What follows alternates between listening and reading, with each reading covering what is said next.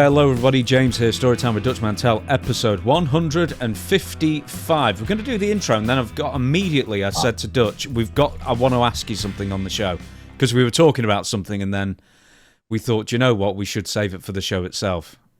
Or should we? Well, that's good, because now, and we didn't even talk about this, right? You wouldn't even tell me what question you were going to ask. I had a follow-up question of something. Right, okay. Let's do the intro quickly. Dirty Dutch Mantell with 2 L's at gmail.com. That is where you go to get your signed books from Dutch. 2 of them, he wrote what he did himself. Of course, WCW trading cards, diplomas, and absolutely nothing more than that. I was going to say lots more, but no, that's it. But you can get them all signed, and I suggest you do, especially for Christmas. You might get it for Christmas 2026, but you will get it for a Christmas. Hey, that hurts my feelings. I'm a very sensitive man. I just want you to know this. Very good. Okay, so let's go. And one more email, questions for Dutch at gmail.com. That's the email you go to. You submit your questions to questions for Dutch at gmail.com for Ask Dutch Anything. That happens every single Sunday. Right, okay then. So I was talking to you, Dutch, and I said, I spoke to Bill Apter recently, and you said, so had you.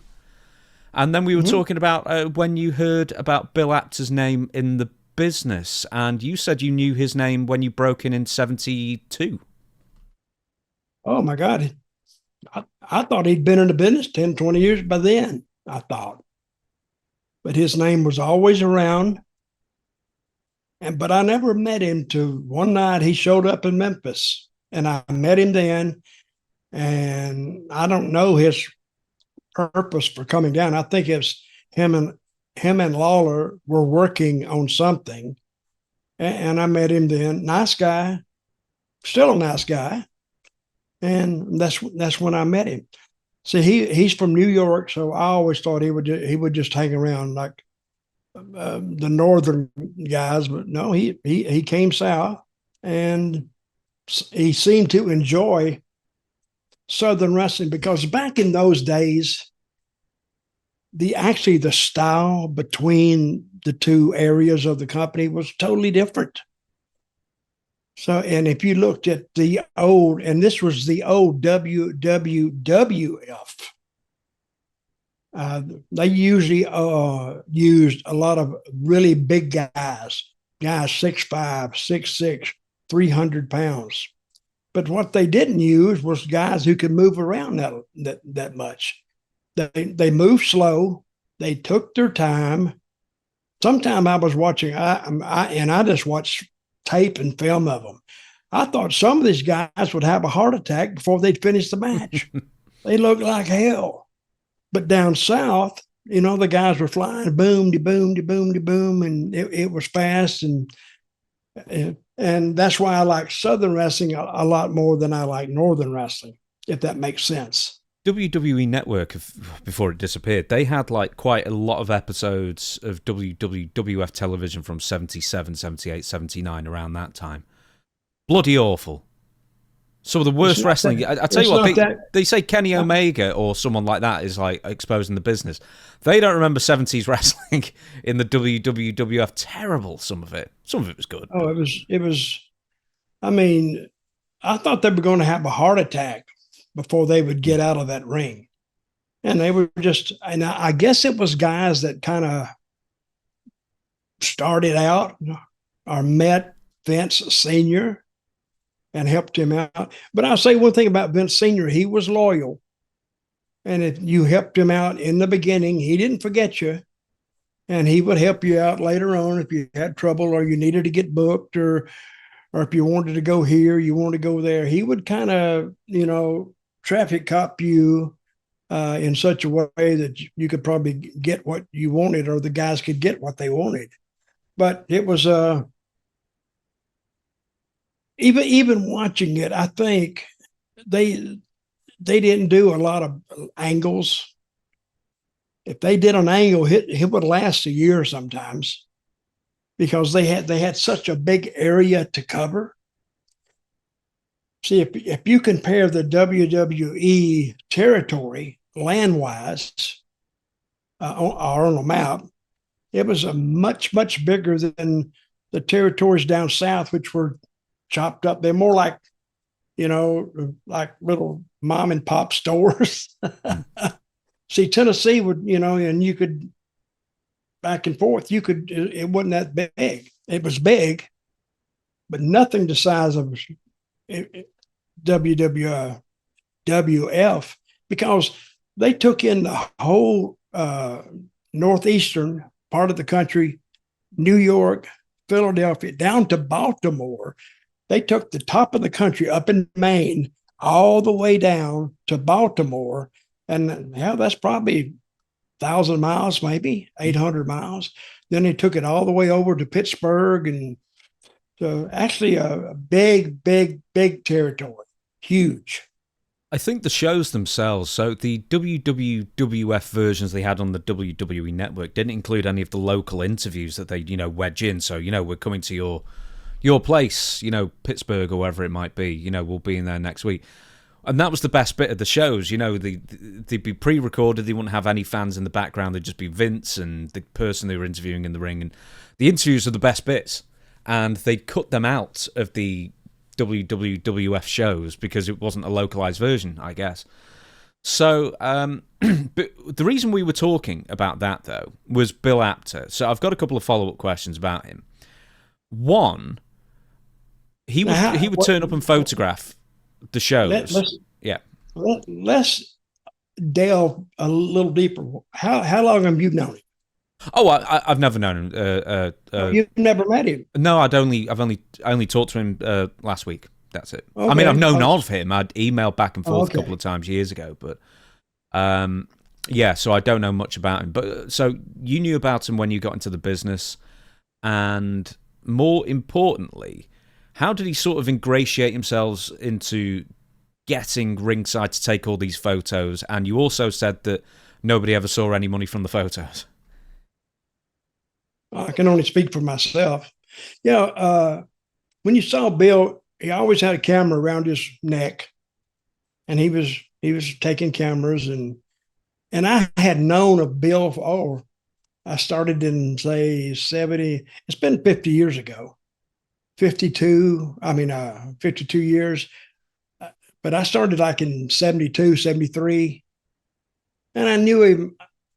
I knew of him then, but only through the magazines. See, of course, when I would go into a drugstore or whatever that would have a magazine rack, well, of course, I'd go down there and I'd be looking at the magazines, and there's a wrestling magazine, because I would pick that up. I gravitated to that, and his name was always in there. So I thought he was a Northeastern type guy, a New York guy, and that's how I'd heard of him. So later on in Memphis, this was in the 80s, he came down, I guess, and this is when I met him the first time. He came down because I think him and Jerry Lawler were working on something. And I met him then, nice guy, and he got a lot of pictures. And somebody wanted to put my picture, my photo, on a trading card. Guess when I found out about it? After they were printed. No kidding. All of a sudden, somebody come up to me with a card and say, "Hey, can you sign this?" And I looked at it, and it was my own picture, the one that I had paid for, that I could sell locally, but they were using that on a trading card. And somebody asked me, "How much money did you make out of that?" I said, "Close your eyes." They closed their eyes. I said, "What do you see?" They said, "Nothing." I said, "Exactly." That's exactly what I realized out of those the trading cards and any other picture, and there was another guy that Bill actually told me about him. I think he was the one who actually did the trading cards, but I never got a dime out of it. So here's a question for you then. Did you ever buy photos from Bill or PW, wherever it might be? Because he did a ton of different magazines. But did you ever buy photos off him to put on the 8x10s that you would later sell? Or, because I know Jim Cornette was one of the photographers in Memphis, would you just use photos that he took? Or where did the photos come from? No, just a local photographer like Jimmy. But Jimmy did most of his photography work in Louisville. And you show up there on a Tuesday night. And of course, he didn't do it all the time. He would do it like once a month, once every 6 weeks. And he'd bring his lights, and he'd bring his, the background, the drop cloth and all this kind of stuff. And so they were taking pictures that night, and that's how he did it. So if he took your pictures, then he would show you the next week the proofs that he had. And you say, "Oh, give me 200 of this and 200 of that," and you just pick. And the next week he'd have your photos. How did Bill Apter and Jerry Lawler get hooked up then? And also, Jerry Lawler, was he one of the people who got favourable coverage on the magazine covers? Because he wasn't quite a lot of them, I seem to remember, in the 80s. There wasn't a what, or there was? Did he get favourable coverage, did Jerry Lawler? Oh, yeah. It's just politicking. Politicking, and they liked Jerry, and he just had Memphis wrapped up. I mean, he was, when he got started in Memphis, and then he finally found out that people were attracted to his wrestling, and he started selling tickets. I mean, and then everybody who had anything to do with the magazine, of course, especially if it was going to sell down south, especially in the Tennessee area. I don't know what their magazine business was like, but yeah, Lawler, he sold a lot of tickets, and finally he got into a spot, and he knew how to arrange himself. So he got maximum coverage, and also he kept getting the main events put in there. Plus, he's a creative type guy. He would come up with his own stuff, and he would give it to the booker, say it was Jerry Jarrett. He said, "Hey," and when you have an idea, it's like anything else. You just give it to the boss and say, "Hey, what do you think about this?" And you give it to him, and if he likes it, you go with it. And then when you show up on Monday night, and this is the beauty about Memphis, when you show up on Monday night and you say, I think it seats 12,000, almost at 12,000, I think. Well, when you show up in Memphis and you got 10,000 people there, well, it worked. Or if you got 12,000, it worked. But if you show up, if it's only 5,000 people, you know what? They almost wanted to burn the building down. Mm-hmm. Oh, get rid of that angle. It's going to kill us. It's going to kill us. It's not going to do that. But if it dropped, if Memphis would get under, 5,000, Jerry Jarrett was very concerned, because if Memphis dropped that much, and I don't know what it was about Memphis, it was just a hell of a wrestling town. But if Memphis dropped, say, in half, now you go to Louisville, and you got the same matches, the same TV and everything, except a week later. Now you know that Louisville's going to go down. So the money and you're still making money in Memphis with 5,000 people. You're still making money there. But your money drops in Louisville and Evansville and Nashville, because those are the towns that follow Memphis. So if those towns drop, now Memphis has to pick it up.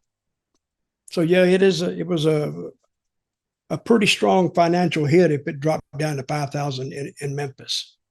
But Lawler was in the town, and that's how he made his other money. I think probably Lawler was, I think more people knew about him than knew about Elvis, which not really, but he almost equaled Elvis and people recognized him. And I think I was talking to Steve Kern all years ago. I said, hell, we were more over than we thought.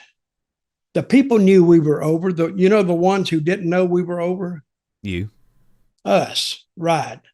Because, they beat it into your head. Oh, you're just a bunch of wrestlers. Get out of here, blah, blah, blah, blah, blah. But you go out on the street, they'd eat you up because you were on TV every week. And so you were a star.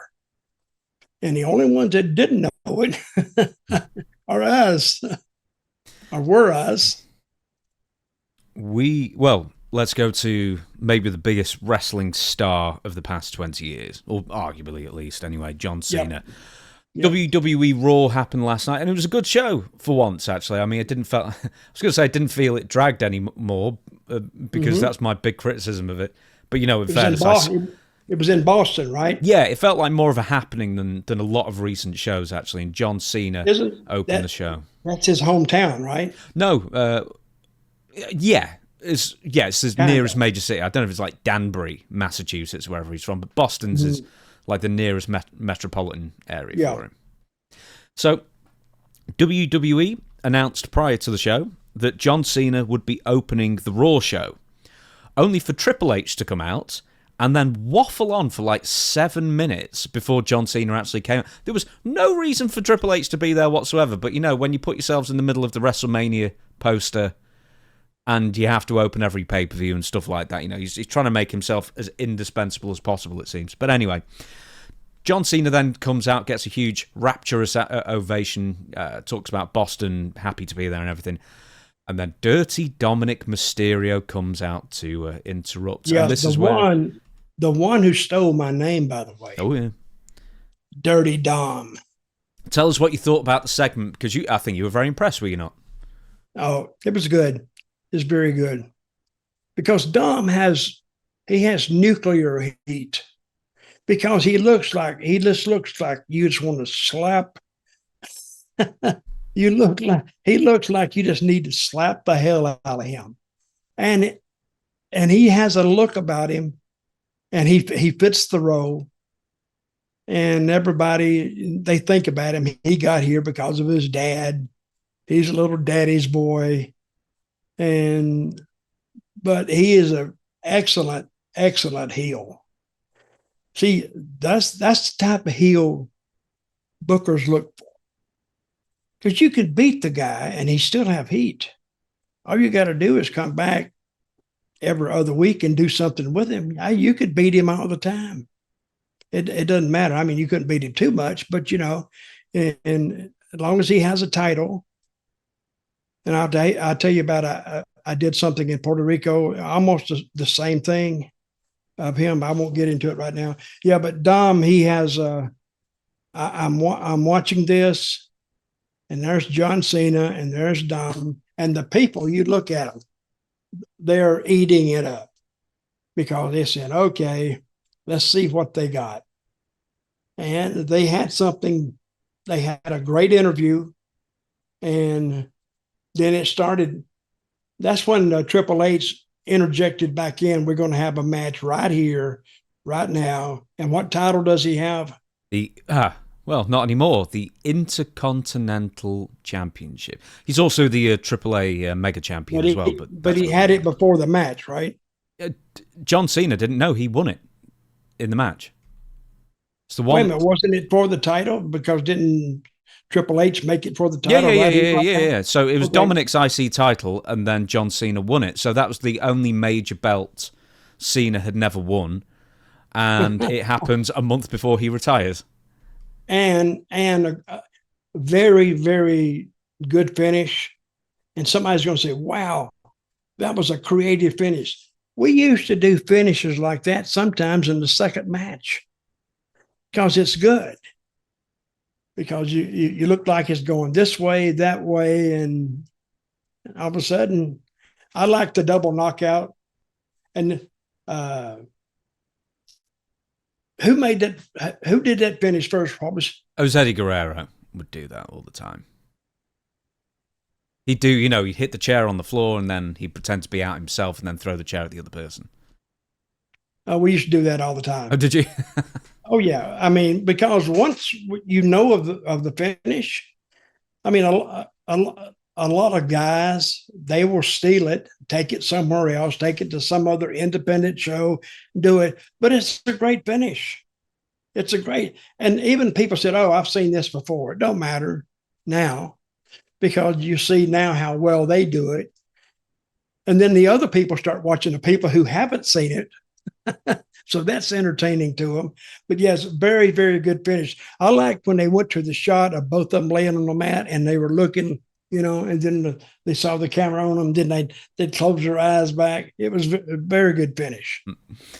So this goes to now what's going to happen in a month's time. So John Cena, once again, is going to be retiring in a month, December 13th, in Washington, D.C. I'm going to get to rumours about that because it's in Washington, D.C. at the end of the show. But now what with John Cena? We could have a big, big protest because, the government was shut down, I think, this week. But I think, if they want to try something, that'd be a great place to try it. Hey, there's a rumor Donald Trump could be there because he appears at a lot of UFC shows now. TKO is both. Oh, I think he will be there if he can be. He'd be there. Hey, that guy. Listen, you can say a lot of things about Trump, but I'm going to tell you that guy's busy.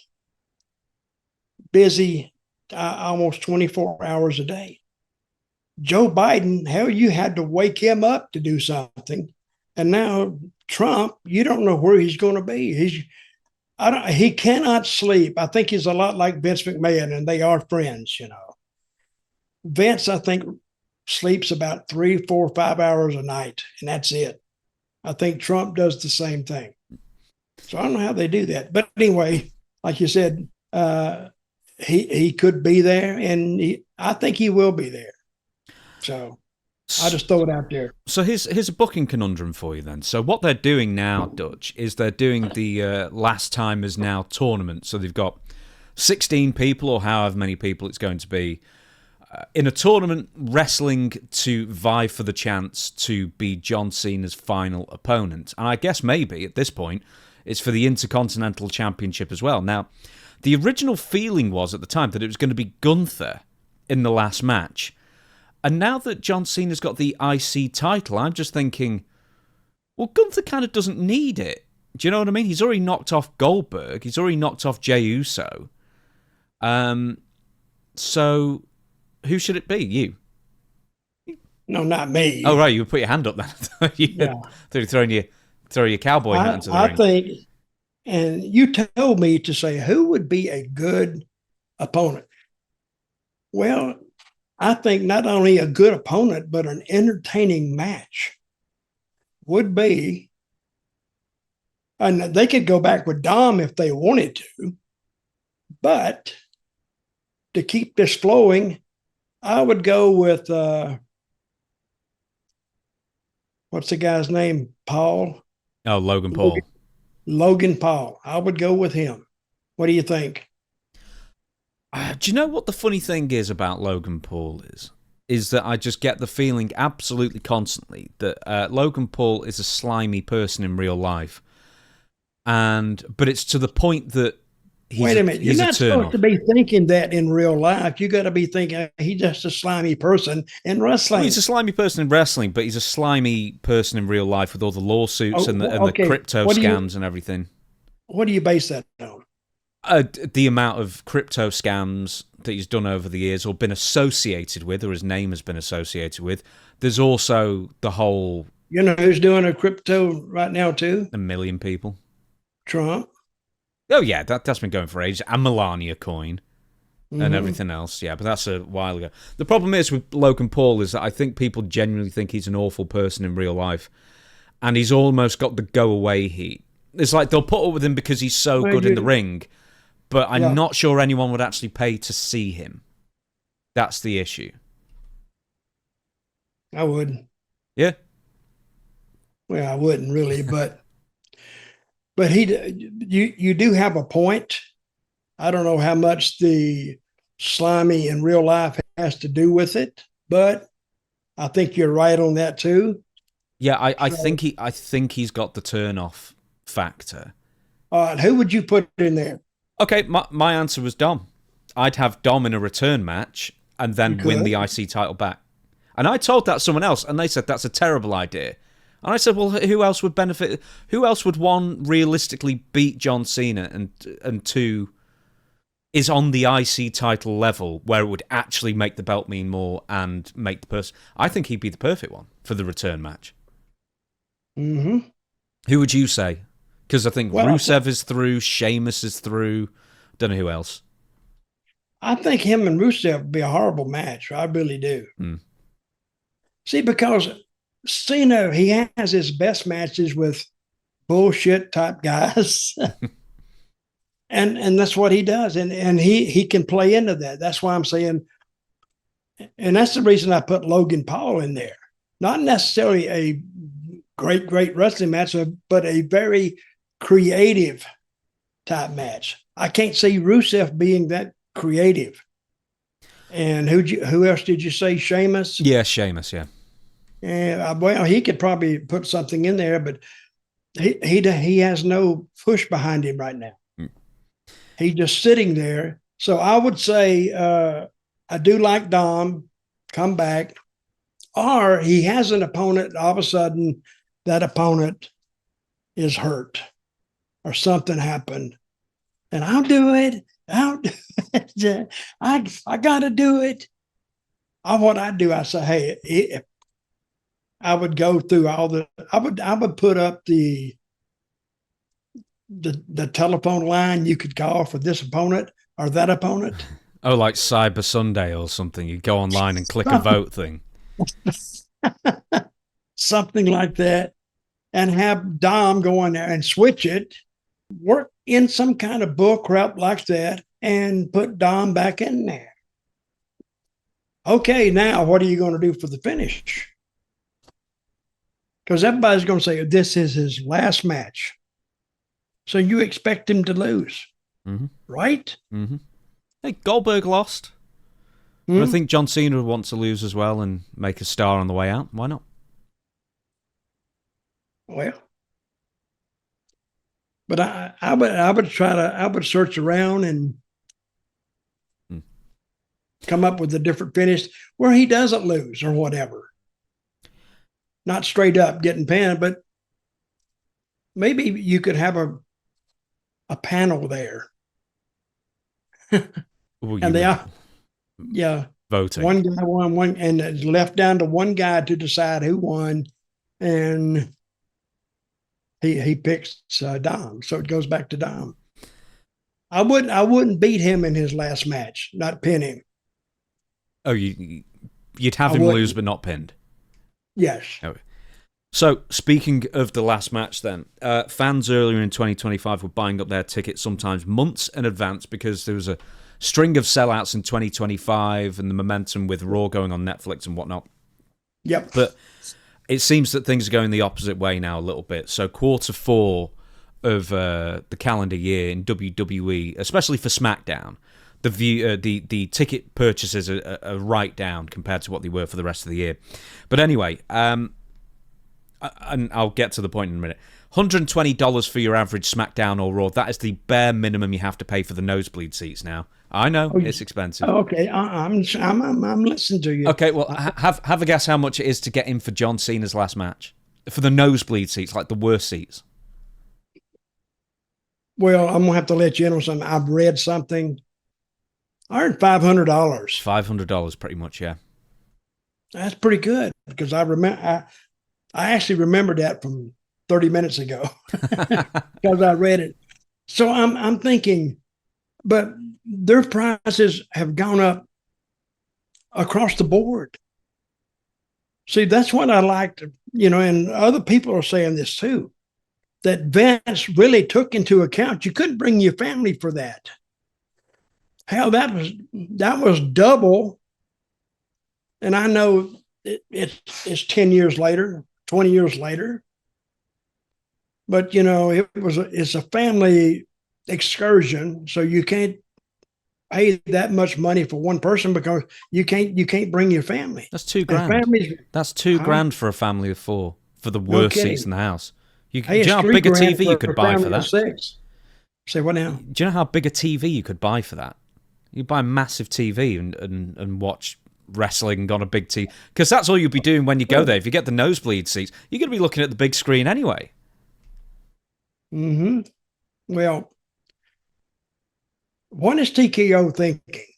They're thinking absolute maximize profits. People are paying it or were paying it. But the point is that we'll go on to... I can go on to the other stuff in a minute. But it just seemed... the last few weeks, apart from Boston, because that sold great, because obviously it was John Cena appearing there as well. That was kind of an outlier at this point. But it seems that tickets are being sold with less frequency the last month or two. And with John Cena, I mean, ringside was 11,500. I can tell you that. On that show. On the Saturday night's main event that John Cena's retiring on, yeah. 11,500. There were even in the upper sections of the top tier, of the second tier. No, I'm sorry, tier 1. They were going for thousands. Like in some seats, they were like 2,000 plus per seat. Floor prices, were like, even for not particularly good ones, 2,500, 3,000, 4,000 per seat. But here's the other thing, is that I believe they got rid of about 14,000 tickets, right, for this. Yeah. And if you go on the Ticketmaster website, there are two things that stand out. One, they still haven't released like 12 blocks worth of seats. Right. Two, there seem to be thousands, or at least 4 figures worth, of resale tickets. Like there are seas of red, maroon, where like normally if it was blue, that would be sold through Ticketmaster. These resale tickets, like they have a little red logo instead. And they're all being resold. Because I'm thinking that scalpers have bought these by the dozen, and now they've realised the demand isn't there, so now they're trying to, get as much back as they possibly can for it. Hey, they could drop a handful. They could drop a bank load of money if they buy these tickets up at face value and then try to sell them and they don't sell. They've lost a lot of money. You can't feel sorry for them though. I mean, that's the scalper way. You take a risk. I do feel sorry for them, James, because they're humans.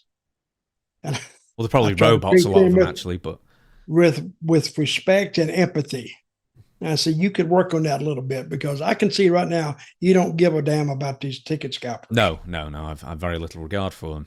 Well, I agree with you there. I was kidding, but see, when you get it that high, I don't know. They're relearning the business because now it's a higher price, and who would? I mean, that's not necessarily scalping a ticket. When you go out there and you're trying to stand out there in front of the arena and try to push them, it's almost like, hey, save me. So I paid $500 for this ticket, and I'll let you have it for $400. And the guy said, nope, can't do it. Mm. What if you got him down to $50? It could be a fake anyway. You could, if nobody's taking it. He'll take what he can. Well, let me give you this fact, and this is the most telling fact. So the tickets went on the pre-sale in, I think, mid-October, somewhere around there, right? Yep. 60,000 people were in the queue to get these tickets, right? 60,000. 60,000. That was just the pre-sale, not general sale, right? Okay, what do you mean in the queue? They're lined up waiting for tickets? Basically, yeah, you're in a virtual line. So it depends on when you log in, and then you join a queue. Mm-hmm. On the website. 60,000 people. Let's say on average they were buying two tickets, or intended to, which more people would be buying 4 or 6. Very few people would be buying 1. What you're telling me now, I've never heard of, so I'm hearing it for the first time. Okay. So I think 60,000 people lined up, it's going to sell out. Mm-hmm. And guess what happened? It didn't sell out. No, people I imagine got there, saw the price, and went, I'm not paying that. Mm-hmm. So only a few thousand people in the pre-sale and then general sale actually bought tickets. And a lot of them were scalpers. So most fans who wanted to go have been completely priced out. To the point that, yes, they've got 14,000 tickets out, but really that arena should be, what, 18, 19, 20,000? How big is the arena? That's a good question. I'm going to find out now. Boston Gardens, I think it's about... No, it's in Washington, D.C., the final match, yeah. Right, so I've checked. The Capital One arena capacity is 20,356. Mm-hmm. So, they're leaving thousands of tickets unsold here because... Or scalpers got caught out and now they're trying to resell their tickets. But it's like, these are WrestleMania prices for a sub-pay-per-view card, which is actually going to feature a lot of NXT people as well, at John Cena's request. What I don't know what they're thinking, because to maximize the profits, that's one thing to talk about it. But to get people come off that money right now, because I think the consumer now is feeling a lot of angst with the prices on everything so high. I think they might need to back up and rethink a lot of this stuff. So, speaking of which, so there's been more ticket disappointment with WWE. So a couple of weeks ago, WWE ran 2 shows in Salt Lake City back to back. This was the SmackDown and then the Saturday night's main event the next day. So the Saturday night's main event did less than 8,000. That also had 2 title matches, including guaranteed new champion on the Raw brand. It turned out to be CM Punk who won. And then on SmackDown, they did just over 4,000, which is the lowest ticket sales they've done in 4 years. And there's 2 problems with this. Was that in Utah? It was, yeah. And the problem with that is, Dutch, is... because we talked about this last time as well, didn't we? I'm sorry, we talked about this last week. But it was on Halloween. They booked it on Halloween night, so no one turned up. But then also, a week before, it was under 5,000. I think SmackDown last Friday was more like 7,000. And this is way below the average SmackDown was getting for the rest of the year, which was in the 11,000, 11,400 ballpark average. And I'm just wondering if has just like the momentum just gone to the point that nobody or few people are looking to actually buy tickets nowadays with the crunch. Well, the ticket prices are high for a TV event. That TV is not blow away TV like it was at one time. Remember a year ago, I mean, they was having great TV. And all of a sudden, when you start sliding down that hill, it gets slicker and slicker. And so at one time, I don't know when that slide stops. I guess it's when you hit the bottom. When you mentioned that 4,000 number, and hey, they could go under that. I mean, that does not have a bottom till the bottom has dropped out. Then it's free fall. So I would highly advise TKO, Endeavor, or whatever the name of their company is. Yeah, TKO. To really, you need to rethink this.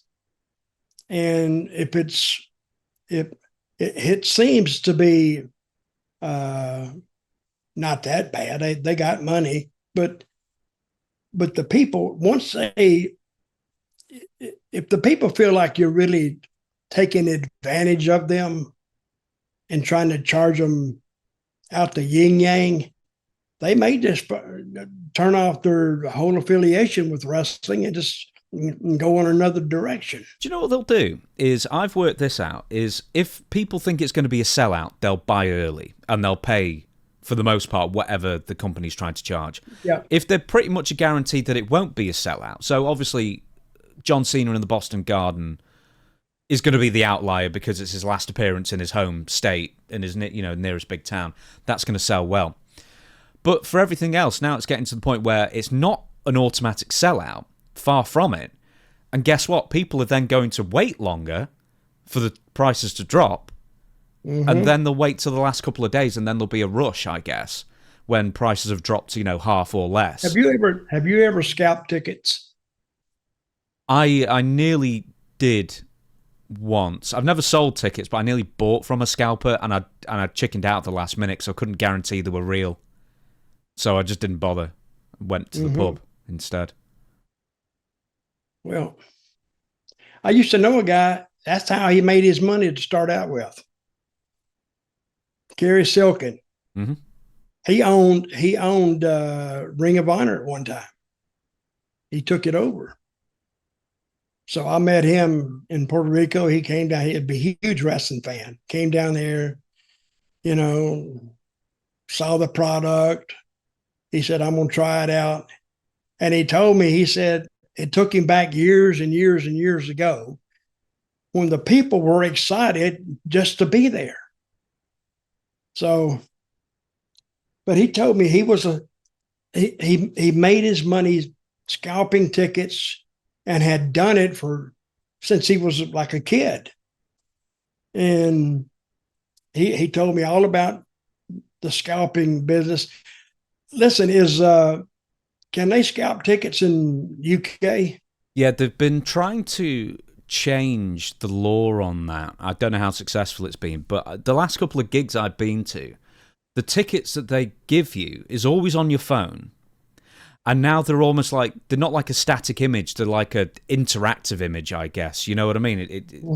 They've got graphics and they move, and somehow that like makes it harder to replicate and easier to authenticate, I guess, the genuine ones. So in some instances, I think like Ed Sheeran was one of the first people to really try and make a move to stop ticket scalping, but it's still widespread. Yeah, it is. But there's some places where I don't think in the States, but in some places, it's illegal to scalp a ticket. So I don't know where those places are, but overseas somewhere. But maybe some states, it's illegal. Hey, fans, this is your job. I want you to find out if ticket scalping is illegal in any parts of the U.S. You can look that up, can't you? Yeah, I am. Ticket scalping is not universally illegal in the US, as laws vary significantly by state and local jurisdiction. While some states have outright bans, many have specific regulations like price caps or requiring resellers to have a license. So there you go. Right, we're going to move on because John Cena, his final opponent, is up in the air. For some reason, people keep bringing up Edge's name, even though he's with AEW until like 2028 or 2027 or something like that. So I doubt that he's going to be turning up. But one name that has come up that isn't signed with WWE at this point is Chris Jericho. Now, there's a theory that Chris Jericho could be John Cena's final opponent. WWE recently posted the full match between Jericho and Cena from the Survivor Series 2008 pay-per-view. Here's the thing, though. Nobody seems to know when Jericho's contract's running out. Some people say it's in the end of the year, or it's December. The match is December 13th. But I don't think his contract plays into that very well. You say the match is the 13th of December, and his contract goes at least the end of the year anyway. Is it? Well, we don't know if it's the end of the year yet. I think there's a theory that there is. Anyway, he posted a selfie in the gym showing that he's actually committed to losing weight and getting in shape. And it was for his 55th birthday, in fact. So I'm going to show you that in one sec. Oops, hang on, I haven't got it. There we go. One sec. There we go. So he's posted a selfie of himself, so at least he's got abs back for his 55th birthday. And it seems to be quite telling that he's posted it around this time just as his contract is coming up. What do you think about that then? Because he was really overweight for quite a while.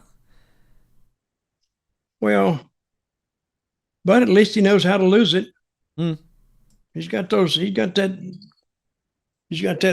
washer pack, washboard abs. So that's good.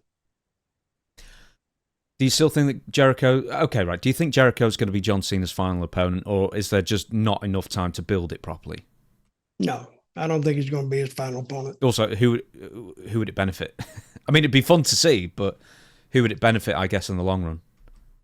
Well, it's got to benefit somebody who's going to be longer in WWE, and that's why Logan Paul and Mr. Trash, as you call him, Logan Paul, or it would benefit Dom again. And the more I think about it, I think Dom somehow needs to find his way back into that match. And he needs to really make it, something's got to be on the line for him too. Like if he doesn't win, he'll leave WWE. It's almost, he makes it a loser leave town on his own end. So the people saying, God, I wish he'd lose. So do you think like the belt, like, so the IC belt, if that was on the line, do you think that's not enough? There needs to be something more. Well, it's just last match, so it could be on the line. They could couch this in any way they want to, but what you want out of that is a hell of a match with something else on the line. Because if this is what I'm thinking, believe me, I do think every now and then. If the belt's up, everybody's going to think, well, he's going to lose. He's retiring. He's walking away, blah, blah, blah. But what if his opponent had something up? Mm-hmm. And what if, say, they could actually do a show about it to where Cena says, I've already beat you once. I'm not doing it again. Blah, blah, blah. I'll do anything. And then he'll say, okay, I'll put the belt up under one condition. And then he says, if you lose, you retire. Now they don't know what to do. So what would you think in that? If that was a stipulation, what would you think who was going to win? I would think that John Cena would lose, definitely. Yeah, I was just thinking about that. And I said, well, that sounded good going in. But no, and that's what creative does. Creative goes in and says, well, we can do it. That sounds great. And then when you hear it back, you go, no, you're still tipping it off. Let's move on. I'm not going to show photos of this for obvious reasons, but Charlotte Flair wardrobe malfunction on SmackDown. Why can't you show that? It's YouTube guidelines. They wouldn't allow me to. Unfortunately, all the ridiculous stunts and swearing and everything else that YouTube will allow, but apparently human flesh is just too offensive for the eye. Yeah. A nipple is too. Yeah. Okay, go ahead. No, I was going to say, you tell us. Go ahead. Wait a minute. I'm going to say this. Go ahead and don't show it. I will continue to not show it, Dutch. Okay, what do you think of this then? I mean, because it happens occasionally, but like when you were TNA with the girls and stuff, and how often was this an occurrence that you'd have to edit round? Not much. We don't care. Well, I'm thinking, babies know what nipples are because they grow up on them. And I don't see the big deal. Hey, you go to India and places, women walk around without tops on. And in certain parts of Africa, they walk around without the tops on. See, we make it like unacceptable, and it doesn't bother me. So it wasn't America founded on Puritanism, basically. Who said that? Well, I thought the Puritans left. Paul Revere? I don't know. Ben Franklin?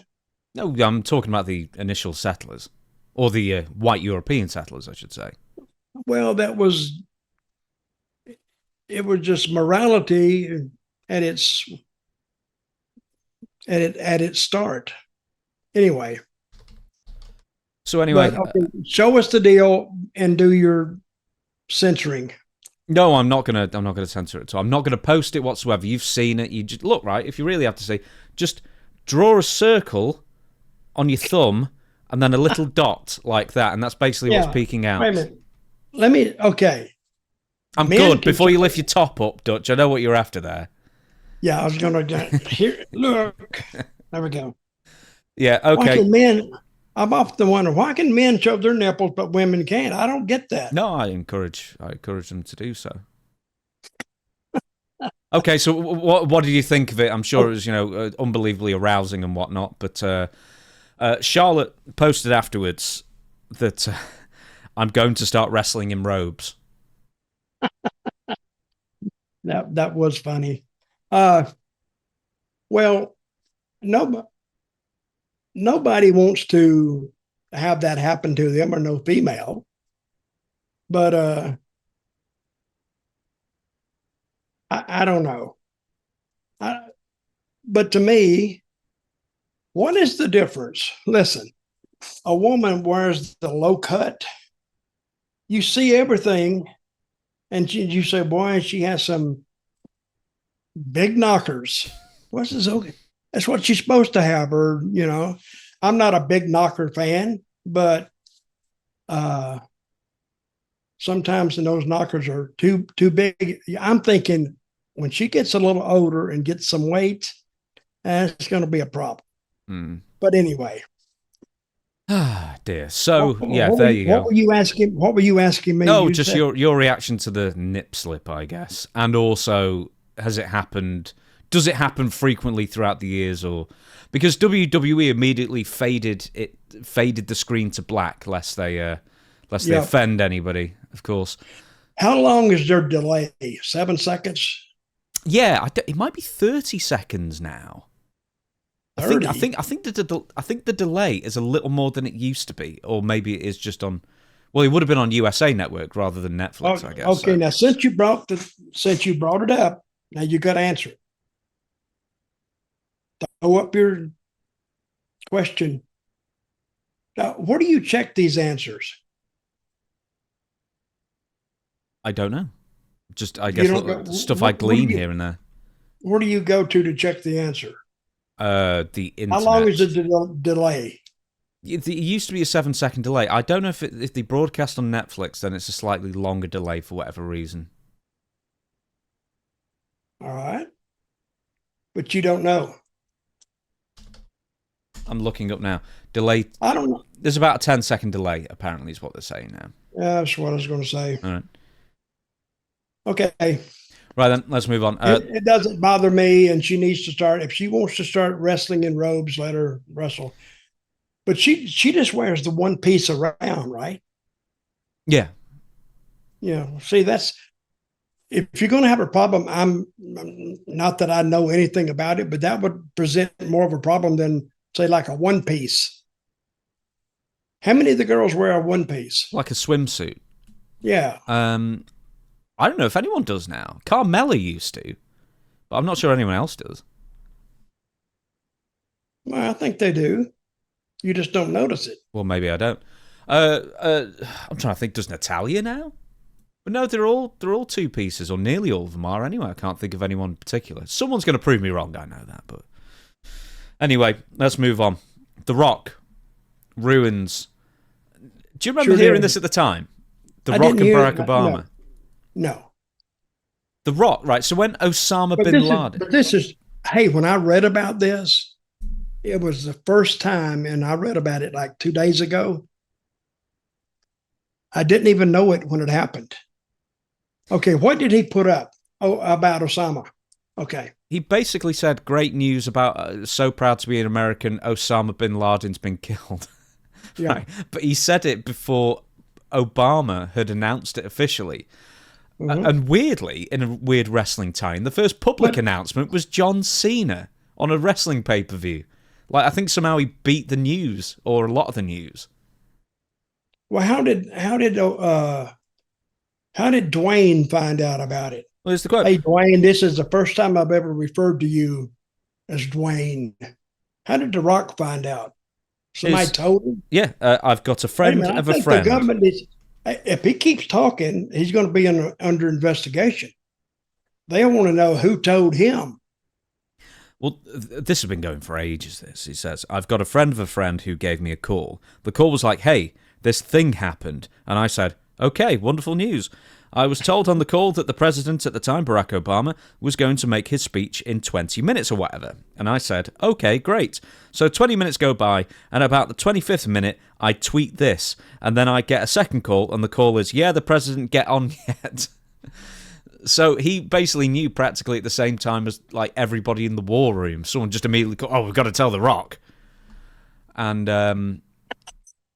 who we got to tell? Well, tell the president, and tell The Rock, tell him. And see, hey, who was conveniently left out of the tell zone? You? Vince. Oh, right. They left Vince out, and me.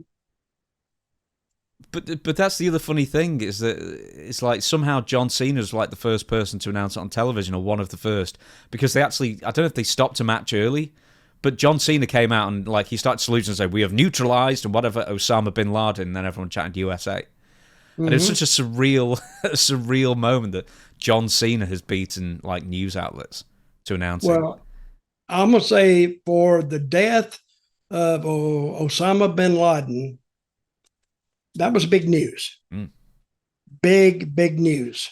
And who was the guy that allegedly neutralized Osama bin Laden? What was his name?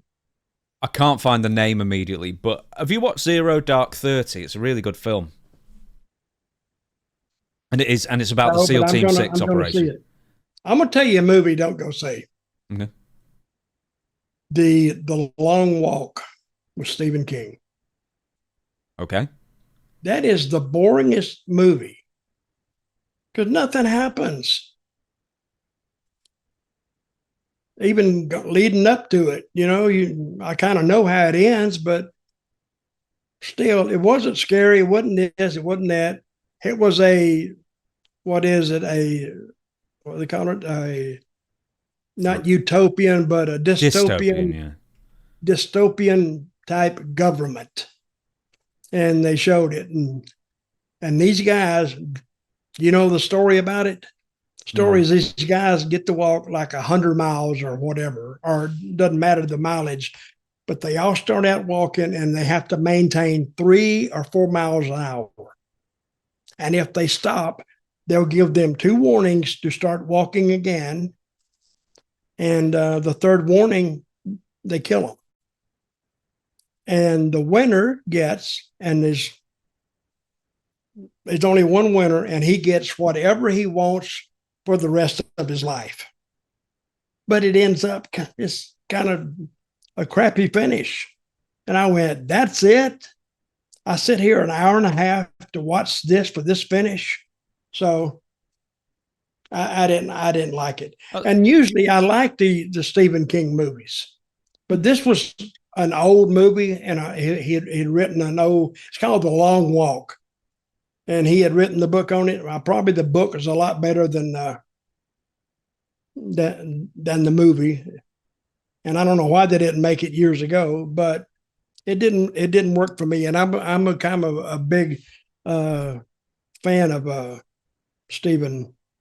What's his name? Last name King. King, yeah. I'll tell you, I'm gonna give you a film you never, ever, ever want to watch because it's the most depressing film I've ever seen. It's called The Road. It's Viggo Mortensen's in it. It is the most depressing, like dystopian future, like society collapses film in the world. But you have a lot of those movies coming out now. Oh no, this is quite an old one. It's like 2009 or something. But it's like, like it is relentlessly depressing. Like it's the most depressing film in the entire world. We can watch wrestling to feel that. No, The Road's even worse. I promise you. It's The Road. Yeah, The Road. In fact, watch it all the way through. Not Cody Rhodes. No. Forget about him. He's not even in it. Not Dustin Rhodes, or Dusty Rhodes. This is It's not even Dirty Roads. But yeah. And what's the name of it? The Road. Viggo Mortensen's the star in it. Right. Okay. People will write in the comments, and they will agree with me. This is the most depressing film in the history of celluloid. And it's well done. It's a well done film. It's just Cormac McCarthy was the author. It is the most depressing film of all time. There you go. I got to watch it now. Oh yeah. I just got to watch it. Have someone to be like a safe person afterwards to, like cry on the shoulder or something afterwards. Right, so this next bit is kind of the biggest news of the week. Tegan Knox, if that name even rings a bell with you, Dutch, but wrestling under the name of Nixon Newell. So this has got a bit of a... What? Wait a minute. What's that last name? Nixon Newell. Nixon Newell. That's a horrible... That's a real name or no? No, Newell is a surname, but she's got a different first name. Look, Nixon Newell's a terrible wrestling name. Let's not... No kidding. Yeah. Anyway, it's all right, because she ain't wrestling very much at the moment, and that's kind of the point we're getting at. So the former Tegan Knox in WWE, she was a... Let's call it how it is. Marginal talent in WWE at best, who seemingly spent just as much time on the injury list than she did in wrestling rings, was fired last year from WWE. She then did an interview a few months ago saying how she wasn't getting many bookings and it was, quote, a nightmare. Like, she barely getting any bookings anyway. So she clearly needs to work. Go get a job. You could just get a proper job. So she clearly needs to work. And then her tag partner in AEW is also her girlfriend in real life, Miranda Elise. She's a no-name in wrestling. She had like a few matches in Ring of Honor, I guess. Okay, now what is her name? Miranda? Elise or Elise or whatever, however you pronounce it. But I'm just going with Elise. I liked it better when I thought you said Miranda Leave. Well, that would have been the best thing. Well, Miranda left. I don't even know the girl. No, okay. Miranda left with Tegan Knox. Anyway, she's basically an indie wrestler, not done anything really of note. Anyway, a couple of AEW Collision episodes ago, this tag team made their debut in a losing effort to Megan Bayne and Marina Shafir. So they're two of AEW's... Okay, but this Tagan girl, or Tagan, she was in WWE or NXT. She was in both for 8 years total, or 7 years total. No kidding. She was there for NXT for like 3-4 years, and then WWE for 3-4 years. Well, she didn't make any waves. No, she didn't. I mean, that goes to the point. So, hey, that was like, if they used her for 8 years, that was like they just gave her, it was a gift. Oh, yeah. Because I've seen her and she's nothing special. She wrestled in their debut, these two girls, Megan Bayne and Marina Shafir. They're two of AEW's bigger names in the women's division. They're part of a women's tag team title tournament. Anyway, they lost in less than 2.5 minutes. There were already complaints internally that Tegan Knox, now known as Nixon Newell, and Miranda were sandbagging Megan Bayne in the match on one of her power spots. And people were surprised that they were brought back for a second match. Okay? So bear that in mind. Done one match, not rave reviews, complaining a bit that they were losing, and maybe not doing the best job they could have done. They were brought back. Then, on the next Collision, the plan was for the duo to wrestle Anna Jay and Ty Mello, right? So two of the bigger names in AEW once again. The creative for the match was 3 minutes, and it was basically going to be the stars going over Tegan Knox and Miranda Elise, right? So they didn't like this. They not that they were going to lose, but they wanted more time, apparently. So they went to AEW, or Tony Khan, who are all the producers, and said, we're not happy with this. We want more time. And they were told, you can't have more time. It's a television show. The times have already been planned out and formatted, and we're not changing it just for you. Yep. So they refused to do the match, as was, and they were told they could go home. They are not signed by AEW. They have been brought in essentially as enhancement talent, and they refuse to do the match. They forgot they didn't want to do the enhancement part. Yeah. Yes. Or the talent part, maybe. I don't know. And the question is, they didn't know that? Okay. Well, the question is... what did they tell them to get the girls? They want to take a look at them? I don't know. They weren't signed. They were just brought in to put over other people. The point is, is that these two girls, right, are desperate for work in wrestling, apparently. Tegan Nox gave an interview saying it was a nightmare that she wasn't getting more bookings, and then they go and pull this. Now, Miranda Elise then went online after they were told to go home, or just before, around that time, whenever it was, retweeting fans of like, there were 3, saying that they should get some wins and basically supporting them and they shouldn't be jobbed out, right? Yeah. And then they did an online stream, right? An internet stream, then saying that, oh, it's all a big misunderstanding, just no bad blood either way, and, we didn't want to do the match, and they found someone else, and it's fine, everyone's happy. It's like, okay, if you were Tony Khan, Dutch, here's the question.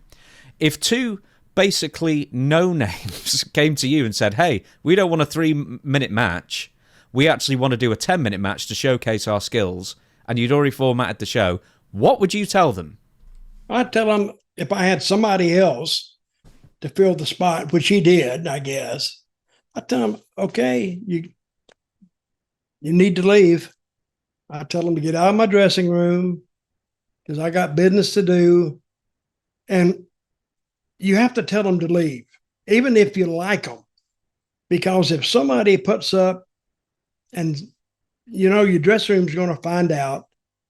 And if Tony coddles them a little bit by allowing them to stay, that makes him look bad. And they're kind of teed off anyway, so you don't know what they're going to be saying in your dressing room. And if you had a cohesive, like friendly dressing room, something like that can cause it to fall apart. Yeah, he did the right thing. I don't know if he did or somebody else did it. Tell the girls to go. They were brought in. They're dying for bookings. And if they're dying for bookings, I'll tell you why they're not getting more. It's because they want too much money on what they could draw. Or no one's heard of them. I was right. I was in WWE and blah, blah, blah, put me on your card and would do this. And when nobody knows them, they might as well have stayed on the independents. And I don't know how much money they made in WWE, but how long has she been gone or off her contract? Tegan Nox was fired or released, whatever you want to call it, or not renewed, either way, November 2024, so just over a year ago. But once again, she's like one of the few people who has left WWE and then not found a load of bookings, which tells me that she wasn't in demand. So therefore, right. I find it crazy that you would then go to AEW. She came out and, hey, I was in WWE for years. The fans didn't react, which is one of the few times the fans have not reacted to a former WWE star. And then tried to play the diva card, or or as Miranda would say afterwards. And keep in mind, Miranda's not been in WWE. Standing up for myself. How do you stand up for yourself when you have no leverage and you were brought in to do a job?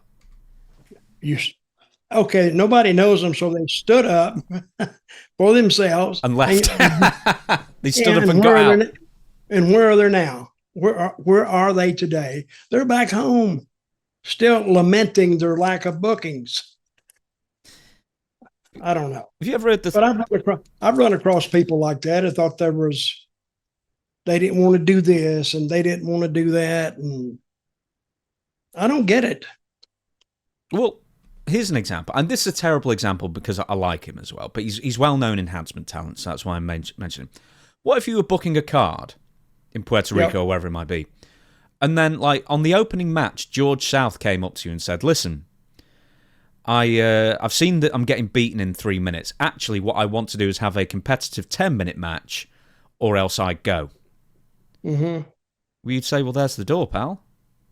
It's like one thing for the main eventers to do that, but it's, when you're unsigned and no one knows who you are and no one's reacting to you. Well, first of all, George would never do anything like that. Exactly, yeah. Great guy. He runs shows, his own show, and beats himself. He said it's a business. He knows that, and they know. But those girls don't know that. They don't know how much money it took to put that show on. How much money that that Tony Khan spends on that show. But they're going to go out there and all they're thinking about is themselves. And they could always say, we didn't mind losing, but we just didn't want to lose in 3 minutes. So I said, okay, you got 3 minutes and 15 seconds. I would lengthen it just a little bit. So, but that's what you're going to run into. And it's been around forever, but the girls think since they have been under the WWE umbrella that somehow you're supposed to treat them better. I don't get it. I can't find the exact quote. I didn't copy and paste here. I should have done. But Nixon Newell after this, the Tegan Knox, said... Oh, I got to know. What'd she say? She said... Anybody with a name like Nixon Newell, I gotta see what kind of words of wisdom she gives us. The quote was pretty much just like, 3 minutes in this match is not going to benefit anybody. I was like, yes, it will. Your opponents. That's who it's going to benefit because they're the stars here and you're not. Mm-hmm. But there you go. Absolutely. So I'm going to give you, once you've heard the phrase. Listen, okay, you're the agent for that match. Mm-hmm. Now, seriously, if they told you that, I mean, and remember now, you gotta be, kind of not too bad. But what would you tell those girls? I say it's not your decision. It's Tony Khan's decision. If you want to get paid, you will do what is asked of you. And if you want to be blackballed from this company forever, you will not do what is asked of you. Mm-hmm. And what if they just both turned on you and just beat the living crap out of you? Have you seen them two? I don't think they could beat a child in real life. You must be kidding. Hey, that would be a great angle. You got the camera back there, and we're not doing it, by God. You can't make it. They're really physically unimpressive as well, so it's not like... They just start beating the hell out of them. We'll come back next week. A handicap match, but you've trained. You're ready for them, by God. So, have you heard the phrase beggars versus choosers? Yes, I have. You've got a beggars and choosers situation going on here. Now, here's another quote. They actually said that on this live stream that they were trying to explain themselves or, put themselves in they're trying to babyface themselves, is that they said that there was no bad blood on either side. Yeah. So all the reports that all the news outlets were getting were that there was enormous bad blood on the AEW side from the wrestlers and the office that they couldn't believe two people were so stupid as to turn down actual work when they had nothing to fall back on, wrestling-wise. Okay, where is Nixon Newell from? Wales. Is she American? No, she's Welsh. She's not too far away from me, in fact. Okay. What about the other girl? No idea. She shouldn't even have a Wikipedia page. And you're saying that they're lesbians? Yes, they are. And you had to bring that up? I didn't have to bring that up, and I didn't. Well, no, I did actually at the beginning. In fact. You did bring it up. No, I did bring it up. I'm gaslighting but you now. They'll tell you that. I mean, that's common knowledge, right? Yes. Well, okay. No, it's common knowledge now. I'm saying that it wasn't common knowledge before because no one actually knew who these people were for the most part. We told everybody. Yeah. But anyway, so there's two things. Like, one, there was no bad blood either side. Well, apparently there was an awful lot of bad blood from the AEW side. And also, once again, Miranda was retweeting fans saying that they, like 3 fans, saying that they deserved more and that they should have some more competitive matches and should get some wins. So it seemed like she was angry as well, is what I'm saying. So it seems like there was bad blood on both sides on that sense. But also... Well, I can kind of see their point. I do. That, and I think I said this a while ago as a joke, but they don't mind losing. They didn't want to lose in 3 minutes because that's like a squash. You try to avoid the squash matches. Yeah, but if you've got no drawing power, they've got no drawing power and they've got no leverage.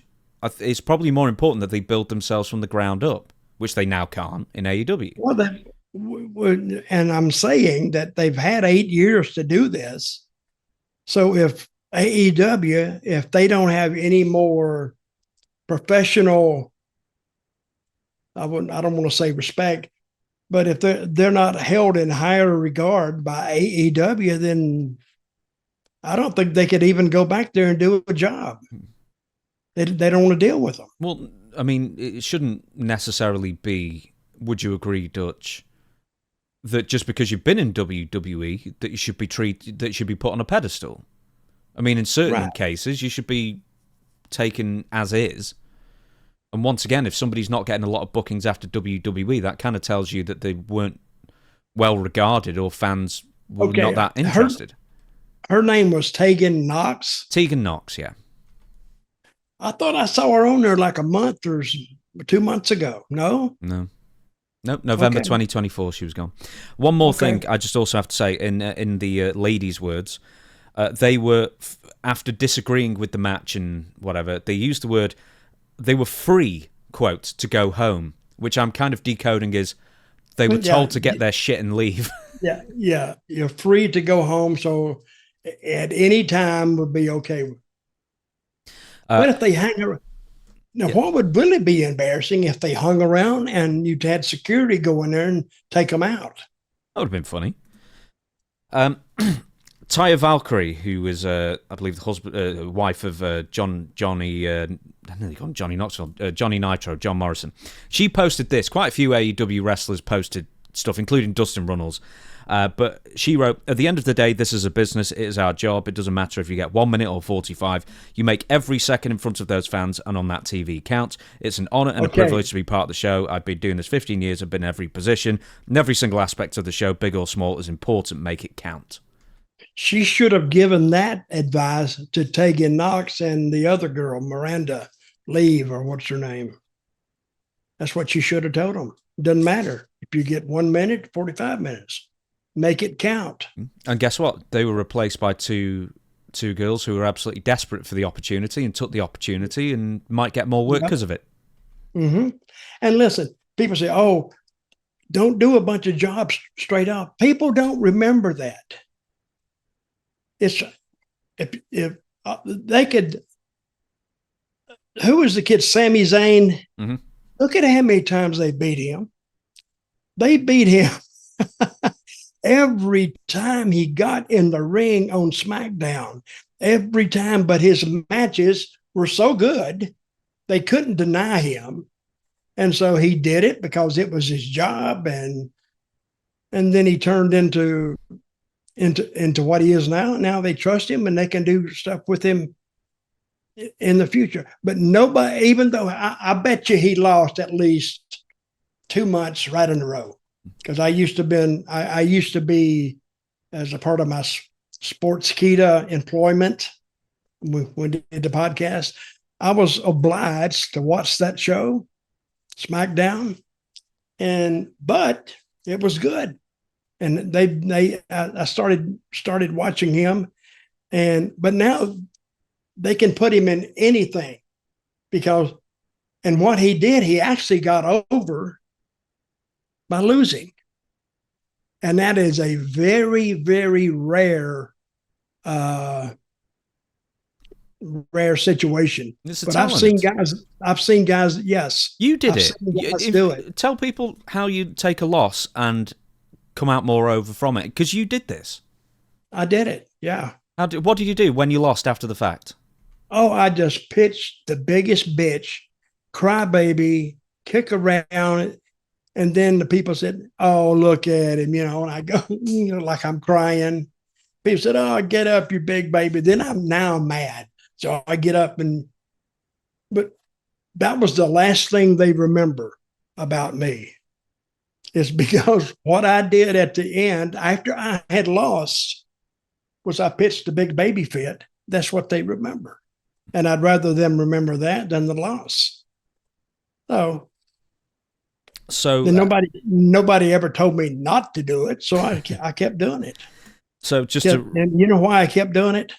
Because they didn't tell you to stop. You kept losing. Hey, but guess what? You kept getting paid as well. I did. Hey, getting beat was never one of my quirks. I didn't care. I did not care. Al Snow will tell you that. Just pay me. That's all. That's what it is. And a lot of guys, they said, hey, go out there and have the greatest match you can have and get your money and let's go. So, just to wrap it up, Miranda then put on social media last night, I think, or yesterday, a woe is me style brief message, which basically said, how dare we be criticised for standing up for ourselves. And once again, I think a lot of people have been talking about the, if you remember the Sasha Banks, Mercedes Moné and Naomi when they walked out on Raw a couple of years ago. And I said, well, the difference is that they had name recognition and they had fallbacks. Mercedes Moné did better than she ever did in WWE. Naomi did pretty well before going back as well. They had fallbacks and name recognition and TV time behind them to, they were stars. Yeah. These two are not. So it's not standing up for yourself. You just overinflated ego, I think. Would that be right to say? They want to, yeah, exactly. They think they're owed something. The very fact that they brought them through the door, and they had to know they were going to lose just coming in there, but they didn't want to lose in 3 minutes. Hey, it's TV, kids. I hate to tell you, that's what it is. That's what you got. And if you don't want to do it, we'll find somebody else. Even if we had to break it down and make it a single match, we'll fill the spot with you or without you. Let's move on. One of the scarier quotes from Mark Shapiro, who is the president, I think, of TKO. He's not the CEO. He's basically second in command, whatever he is. Here's the quote. And yet, they're open to new ideas. He's talking about Triple H, Nick Khan, WWE higher-ups. They never seem exhausted. They're ready to take on a new shot, a new risk, a new opportunity. Hey, Nick, let's talk about launching a new event. Right now, a lot of our PLEs, pay-per-views, whatever you want to call them, were created by Vince McMahon. We need to get in the business of taking that torch and moving past that. And Nick Khan and Triple H created WrestlePalooza, which is the launch event for our new ESPN deal, which did incredibly well and may turn into a super franchise. Not to mention, from a merch standpoint, I don't need to tell you, securing the IP rights and then selling merch to WrestlePalooza at WrestlePalooza, let's just say it was a real winner. There's two things there. Let's get to the WrestlePalooza thing first. One, they didn't invent WrestlePalooza. ECW had WrestlePalooza events, and WrestlePalooza was a name stolen from Married with Children, the sitcom, where they had a thing with King Kong Bundy and Bud Bundy. Two, it sounds like Mark Shapiro wants to get away from everything Vince McMahon ever created or was around for when said intellectual property was created. Now, this is worrying me to the point thinking, are they going to try and start changing names or getting rid of well-established pay-per-view names just because it was associated with Vince? I hope not, because the big four or the big five or whatever they got, the pay-per-views, are the, what do they call them now? PLEs. PLEs. You can't get rid of WrestleMania. I mean, just naming it something, people would be, I think, be teed off about that. Even though Vince did create it, or it was created under his watch. And what's another big, SummerSlam? You can't get rid of that one. What's the one in the fall? Survivor Series, Raw, SmackDown. Right. And they can't do Saturday all night's that. main event. Listen, yeah, you can do some new stuff, but your big, well-established names and titles for these events, keep it, because it has history. And all you're doing is, and I can see where you might not want to keep every one, but you got to keep the main ones, I would think. And what is he thinking? He's just trying to, what is this Shapiro guy trying to do? Well, that's what I'm trying to. Are they trying to get? Why are they trying to distance themselves from Vince McMahon era? And keep in mind that stretches over 40 years. Creations. What's the end game there?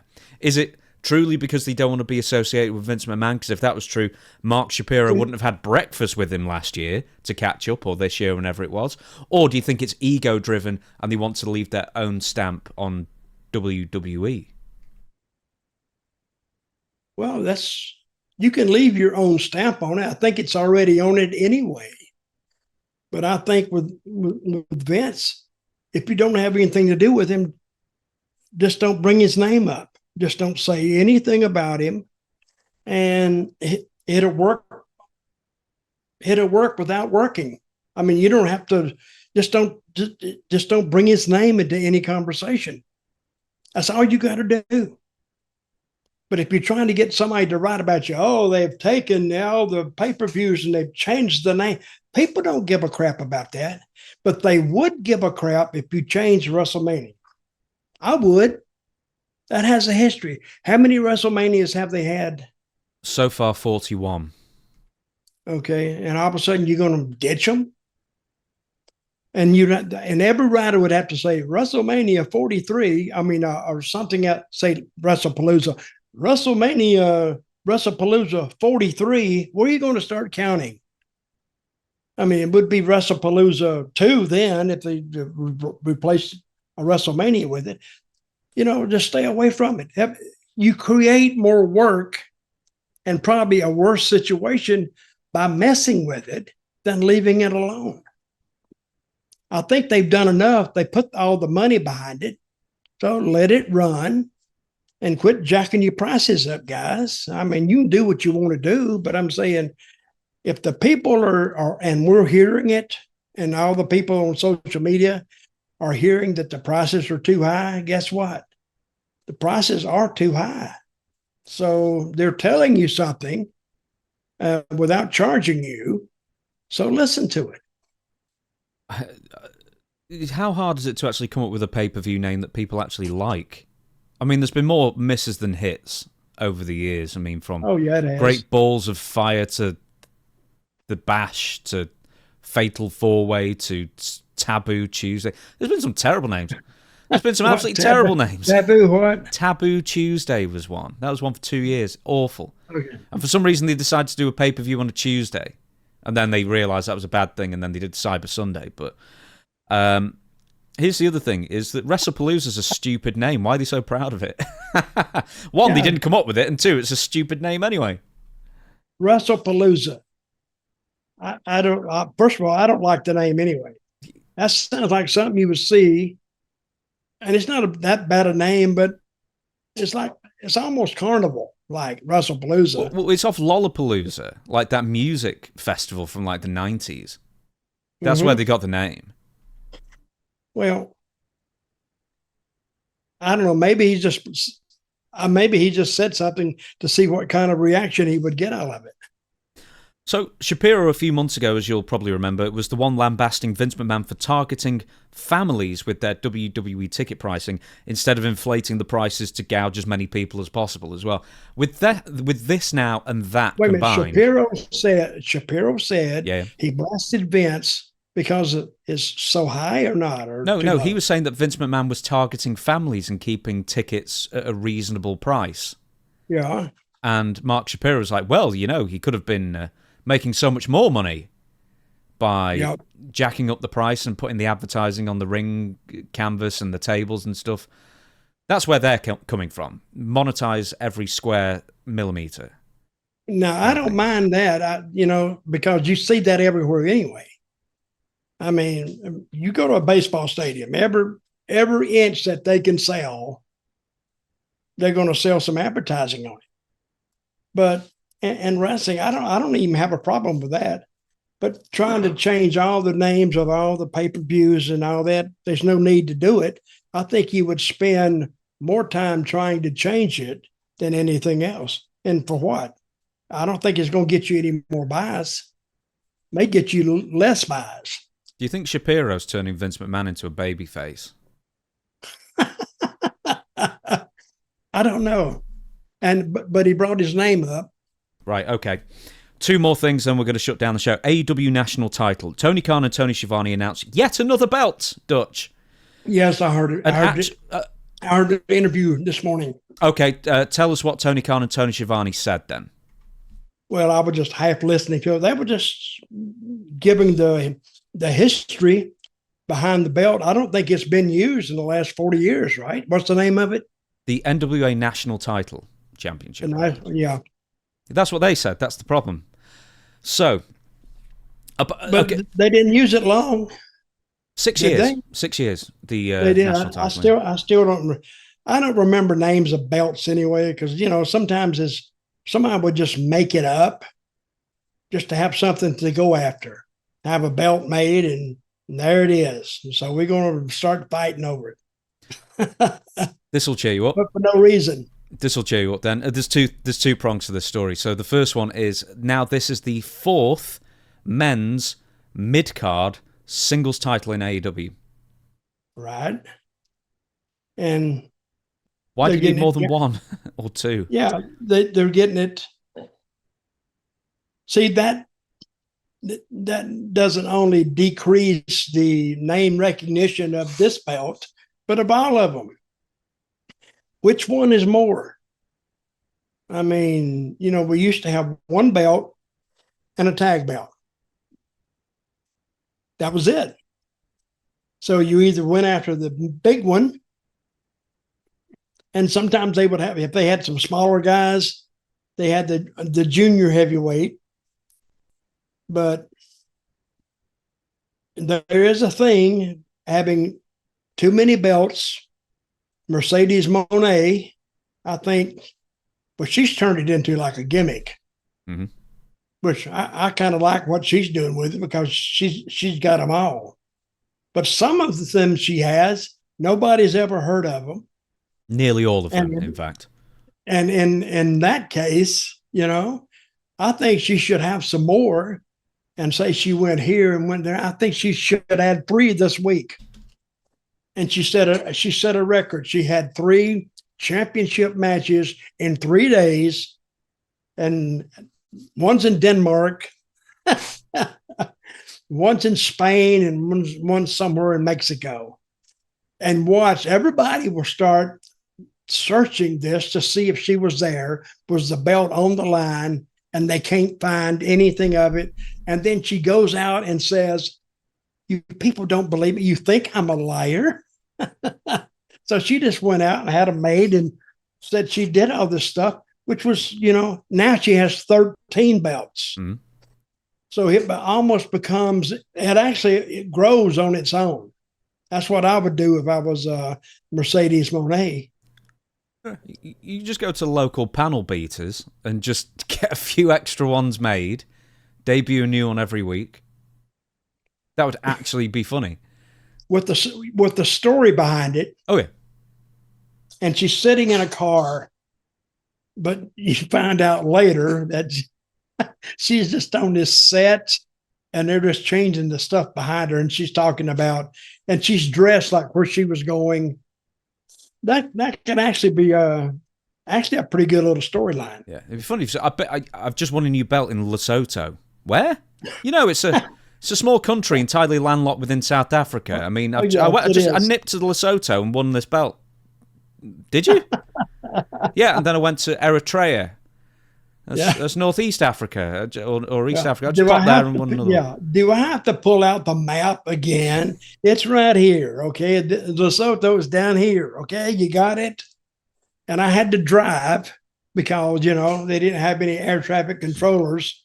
So I had to rent my own plane. Flew it myself, by the way. So you could do that. So with the national title, so AEW and Ring of Honor now combined have about 20 titles. Then if you combine Mercedes Moné's like dozen titles that she's got that aren't AEW or Ring of Honor, there's like another 10 added. So that's 30. Then they've got random Japanese and Mexican belts that turn up as well occasionally. You've got like 35 belts running around in a promotion. Basically, it's ridiculous. Anyway, here's the other. But if it's going to be ridiculous, make it really ridiculous. Now, there's something even more annoying to a certain subset of pro wrestlers, actually, more than anyone else. So, the video that you saw, this was Tony Khan and Tony Schiavone backstage, and Tony Khan proving why he shouldn't be on camera because he's just looking slightly off, quite clearly reading what he's saying while talking. Here's my great friend Tony Schiavone, and we were talking anyway. It's really awkward. But here's the thing: it was brought in 1980 Georgia Championship Wrestling. Austin Idol was the first champion. Brought to Mid Atlantic '85 Jim Crockett Promotions, amalgamated with the US title, and then retired, because why do you need a US and a national title in the same promotion? I think it was Nikita Koloff who was the last one. And then they said, and then we haven't had a national champion in nearly 40 years. Well, the NWA, and this just goes once again to show you how far their stock has fallen, said, hey, we brought back the national championship in 1997 or whatever. and they've been like having that belt defended ever since on the indies. And apparently Mike Mondo, formerly of the Spirit Squad, was putting himself over in the belt over, saying, how dare you steal... Like, we've had a national champion for 30 years. Here's the belt. I am the current national champion. I kind of found that amazing that the NWA stock is so little and, like, there is such obscurity that nobody knew that this belt existed. Yep. Except Billy Corgan. He knew it. Mm-hmm. Hey, did you hear about Austin Idol and winning the title in Columbus, Georgia? Oh, you mean the Czech? Yeah, we've talked about that a couple of times. God, tremendous, and and that's pure Austin Idol, because I think he told me this story, and of course I knew the story, but then he told me about it. Oh, that's hilarious! It really was. To know the people involved, you have to know the people involved too. What do you say? What's the wig? That's what we used to say. What's the wig? I was thinking about that this morning. Somebody was talking about, like, if anybody wear wigs, and I think he wore one, but you couldn't touch it. I don't know. I don't think he does. I think he just says it because he's still got hair. It doesn't look like a wig.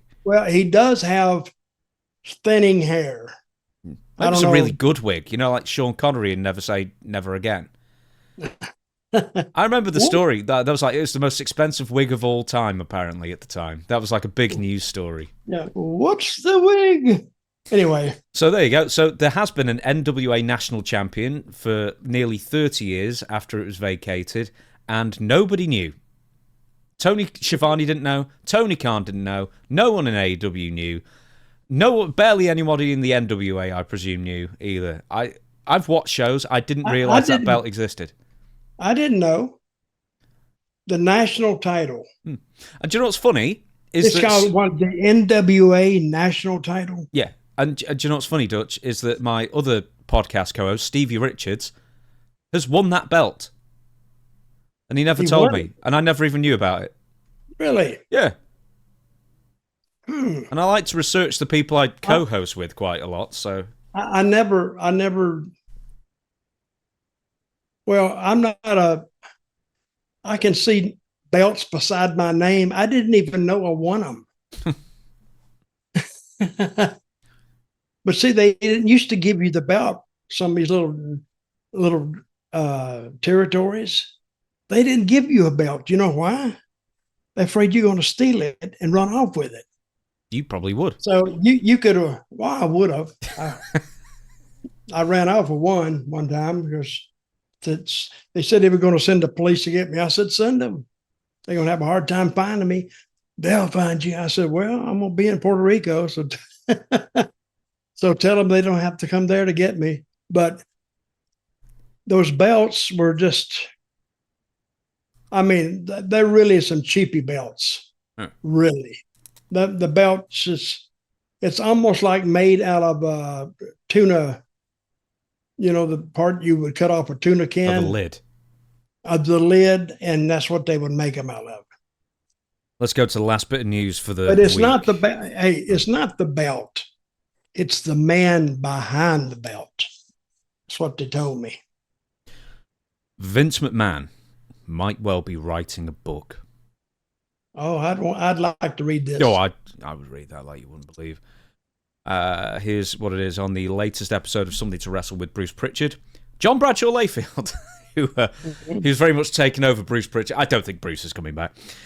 Disclosed that Vince McMahon will one day write a tell-all book about his personal life, his experiences, his controversies inside and outside WWE.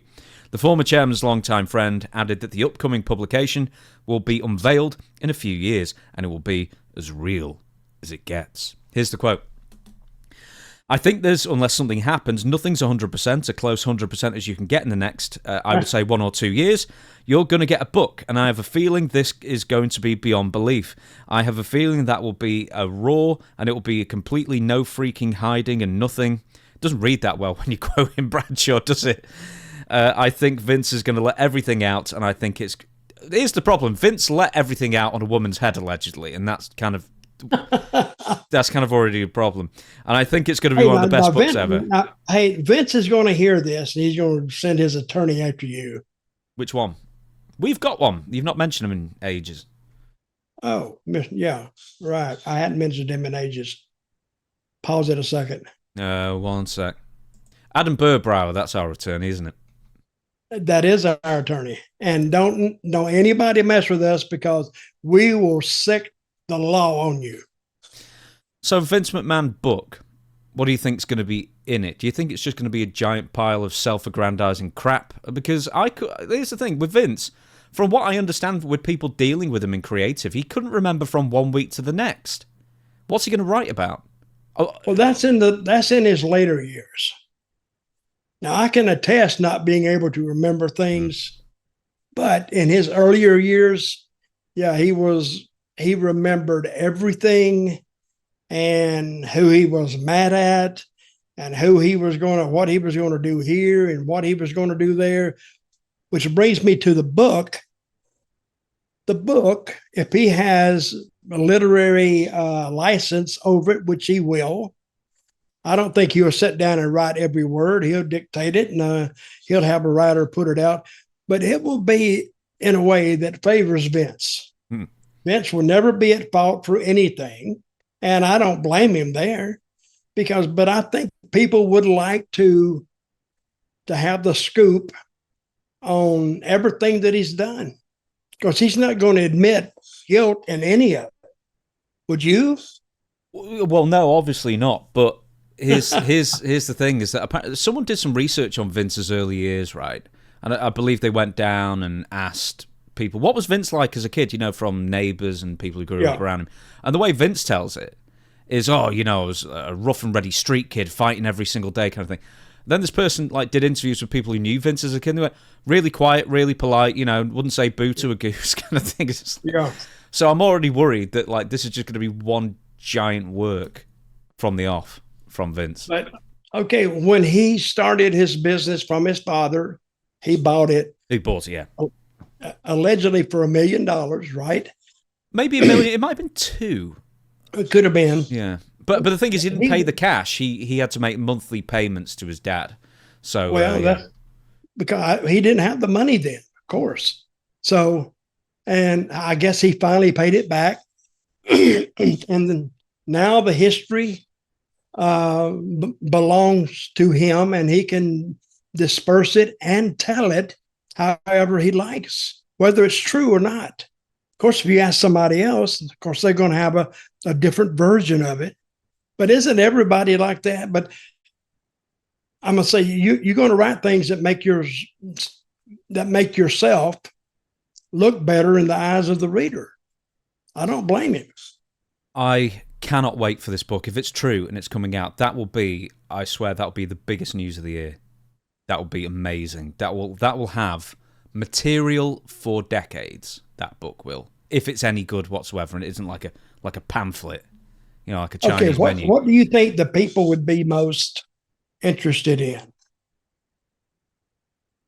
What I think what people would be most interested in is, I've always wondered if he borrowed money from the mob to fund the first WrestleMania, because that was a rumor going around at the time.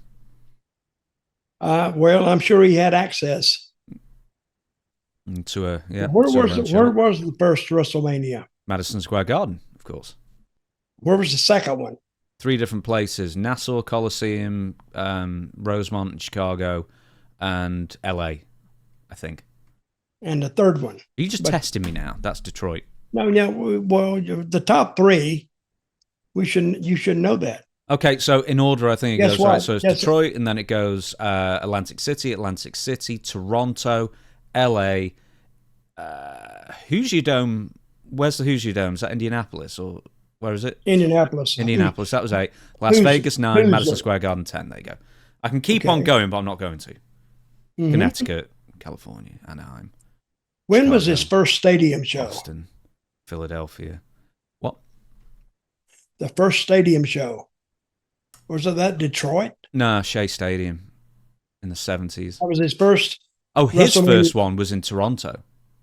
Oh, okay, that's right. It was the year before WrestleMania 3. It was called the Big Event. Mm-hmm. And it was part of like a Toronto like convention of loads of different things, but they just got a ridiculous turnout in Toronto, like 60,000 for like, I don't know if it's Hogan and Orndorff. Well, didn't he have 93,000? It was when who went to the Hogan, who went to the ring on the Yeah, that was 3. Yeah, that was Hogan. Well, everyone did really, because that aisleway was so long and Andre couldn't have walked it. Mm-hmm. So they ended up with those little carts. They did the same for 6 as well, because the aisleway was so long. Mm-hmm. Well, I'll say one thing. I've been on 2 or 3 WrestleManias. I've been at 4 or maybe 5. Well, you were at 11. You weren't on 12, but I think you went to 12. I was at 11. Yeah, you weren't on the show for 12, but I think you went to 12. I was on the show, but it didn't make the air. Oh, like a dark match. Yeah, it was a dark match. And when we were talking over that finish before that match, hell, I thought we were on the show. We were in the dark match. It took us 3 hours to get a simple finish. And I'm sitting there, and finally I just tell them I had to cuss. I said, damn, guys. But I put another word in front of it. No, that was 11. That was the Lex Luger one. That was the one where you were the opening match. Was that on the show? Yeah. That was on the show. Yeah. All right. We asked Lex, you like that? He said, well, I don't know if that works for the Lex. I wanted to reach across that table and to slap the hell out of him. The Lex. I don't know if it works for the Lex. People, you just don't know what kind of people sit in dressing rooms and put on the tights and boots and go out there. They're a different breed of people. They just are. With Vince, anything that you particularly want to learn about him from the book that you think you might actually get an answer from? Because you're not going to get an answer from like Rita Chatterton or anything. Well, I'll tell you what I want to hear about. I want all these women problems that he had. I want to see he's not going to admit guilt, but I would like to see what he's going to say about it. And the woman in the limo, when she said he basically assaulted her, is that beyond the realm of belief? No. Did it happen? Well, she said it did. The woman did. She was a referee, wasn't she? Mm-hmm. The original one was, yeah. And I want to hear about this last one. Did he really do that? What you referred to? Now that is unbelievable. I don't even think he's even charged with anything like that. Right. What do you think the book's going to be called? Because it could be like shooting the shit. It has to have shit in the title somewhere, I think. Oh yeah, shooting the shit. That would be a good name for it. That really would. All right, then we've got to wrap up the show. I'm gonna think of the name of it. You should do. Well, you can't think of a name for your own book that you've been asking for names for ages. I'll think of one for Vince. Yeah, good at that. Okay then, right, everybody, thank you so much for watching. We're going to shut down the show now. Once again, Dirty Dutch Mantell with 2Ls at gmail.com for your signed merchandise. Send Dutch an email, negotiate a price and what you want from him. And also questions for Dutch at gmail.com. That is for the questions to be submitted for Ask Dutch Anything. That's every single Sunday. We will see you on Sunday for Ask Dutch Anything, episode 94, I believe. Until then, Dutch and everybody, within the sound of my voice, stand up with a clear, loud voice and say the words, we, the people. The people.